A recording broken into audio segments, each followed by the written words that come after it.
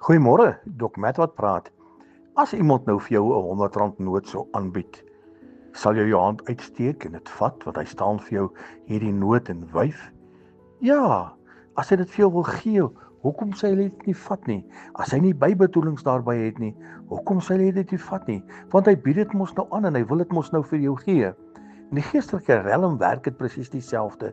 Jesus is die een wat sê, hy genees ons, hy verlos ons, hy maak ons vry, hy tel ons op, hy sit 'n glimlag weer op jou gesig, hy vat jou probleme en hy werp dit in die diepte van die see, al jou oortredinge. En nou sê hy doen dit vir jou. En dan partykeer dan staan ons en dan gaan ons terug na die ou weë.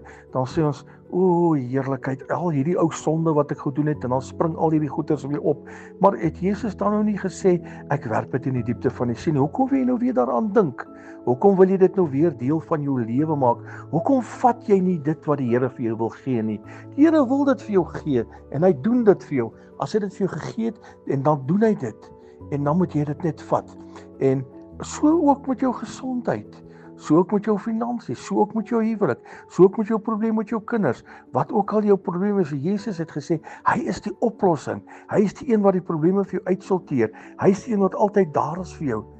Vat dit, dit is in jou hand wat jy daarmee gaan maak, of jy wys dit weg, en dit gebeur nie in jou lewe nie, of jy vat dit, en dit gebeur wel in jou lewe.